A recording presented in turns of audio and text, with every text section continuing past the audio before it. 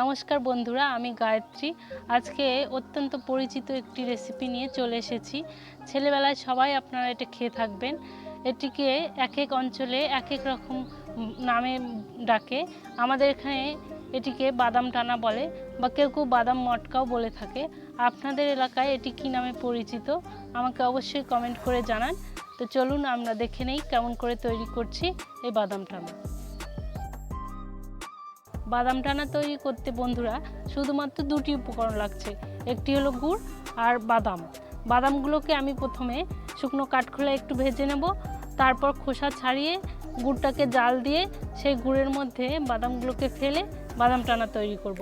তো চলুন আমরা শুরু করেই বাদামগুলোকে আগে কাঠখোলায় ভেজে নেব উনুন জ্বালিয়ে। তো বন্ধুরা এখানে আমার উনুনটা জ্বালানো হয়ে গেছে, তো আমি এখানে কড়াইটা বসিয়ে দিচ্ছি। এবার কড়াইটা গরম হয়ে গেলে, একটু তেতে গেলে এতে আমি বাদামগুলো দিয়ে নেড়ে নেড়ে ভেজে নেব। তো কড়াইটা মোটামুটি গরম হয়ে গেছে, আমি এখানে বাদামগুলো ঢেলে দিচ্ছি। এবার ঢেলে দিয়ে অনবরত নাড়তে থাকতে হবে। আর এটা কিন্তু হালকা আঁচেই করতে হবে, একদম হালকা আঁচে করতে হবে, নাহলে কিন্তু বাদামগুলো পুড়ে যাবে আর ভেতর থেকে কাঁচা থাকবে।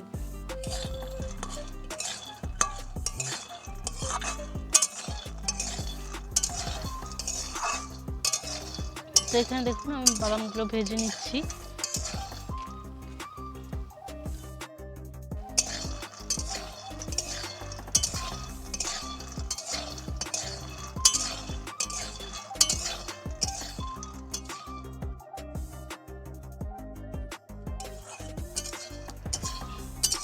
তো দেখুন বাদামটি আমার এখানে প্রায় ভাজা হয়ে গেছে। কি সুন্দর লাল লাল স্পট পড়ে গেছে বাদামের মধ্যে, আর ফেটে ফেটে গেছে, আর পুটপুট করে শব্দ হচ্ছে। এই সময় বুঝতে পারবেন যে বাদামটা ভাজা হয়ে গেছে। আমি এখন একটু নেড়ে চেড়ে নামিয়ে নেব একটা প্লেটে।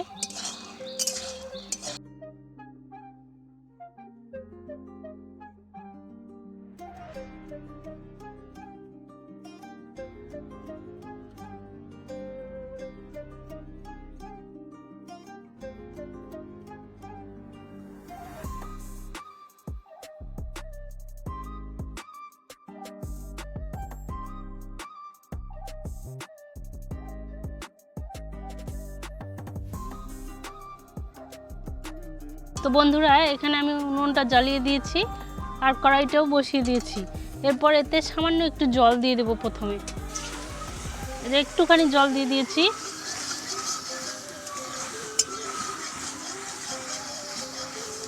জলটা দেওয়ার পর এখানে আমি গুড়টা দিয়ে দেবো।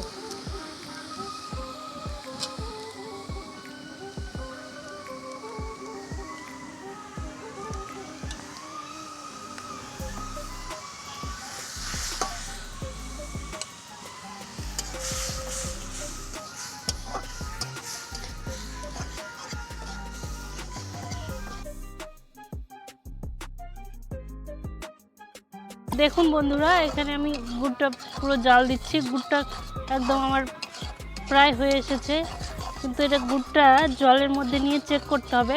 দেখুন গুড়টা থেকে কি সুন্দর ফ্যাপনা উঠে গেছে। ফেনা উঠে গেলেই কিন্তু বুঝতে হবে, আর অল্প একটু জাল দিলেই কিন্তু গুড়টা হয়ে যাবে।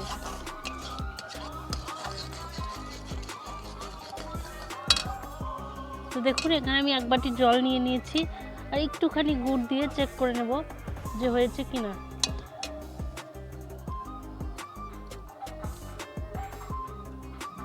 তো দেখুন বন্ধুরা এখানে কিন্তু হয়নি, এখনো দলাই হয়নি। দলা হবে, তারপর শক্ত হয়ে যাবে, তখন গুড়টা হয়ে যাবে। তো গুড়টা আমি এখানে নাড়তে থাকবো অনবরত।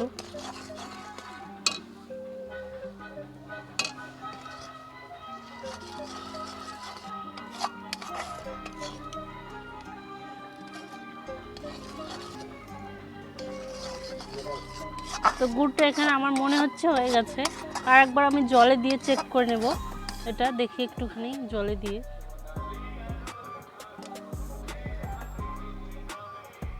এটা কিন্তু গুড়টা প্রায় হয়ে গেছে। দেখুন দলা হচ্ছে আর একটুখানি শক্ত হয়ে গেছে। এই যে আর একটুখানি হলেই 2 মিনিট হলেই হয়ে গেছে গুড়টা। আমার মনে হচ্ছে গুড়টা হয়ে গেছে। তো গুড়টা আমি এখন নামিয়ে নেব।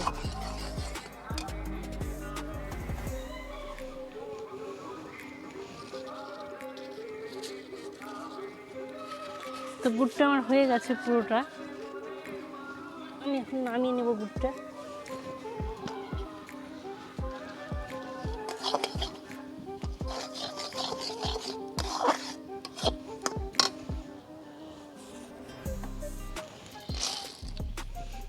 গুড়টাতে আমি বাদামগুলো দিয়ে দিলাম এখানে, এখন নাড়তে হবে।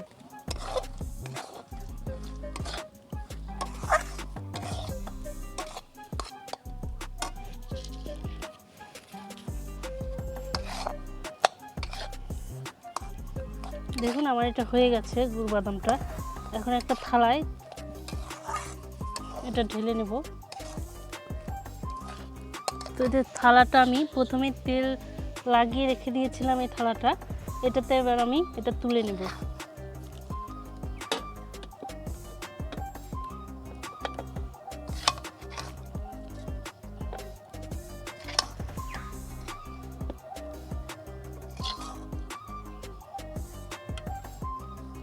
তো দেখুন বন্ধুরা, এটা আমার তুলে নেওয়া হয়ে গেছে। এখন কড়াইটা আমি সরিয়ে দিই এই পাশে। তো এই থালাটায় এখন বাদাম টানা যেটা, এটা সেট করতে হবে, এইভাবে চেপে চেপে সমান করতে হবে যাতে দেখতে ভালো হয়।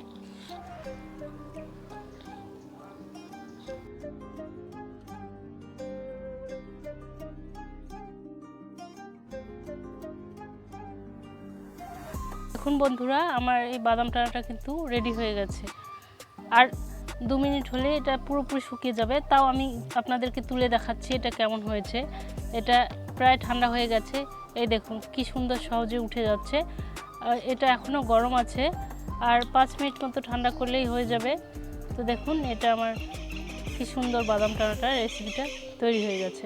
এই দেখুন দারুণভাবে উঠে আসছে এটা। তো তৈরি হয়ে গেল বন্ধুরা বাদাম টানা। এই বাদাম টানার রেসিপিটি যদি আপনাদের ভালো লেগে থাকে তাহলে আমার চ্যানেল গায়ত্রী রান্নাঘর, এটিকে আপনারা সাবস্ক্রাইব করে নিন, লাইক করুন, শেয়ার করুন এবং বানিয়ে আপনারা খেয়ে এটি কেমন লাগলো এটি অবশ্যই কমেন্ট করুন। আর সাথে থাকার জন্য অনেক অনেক ধন্যবাদ।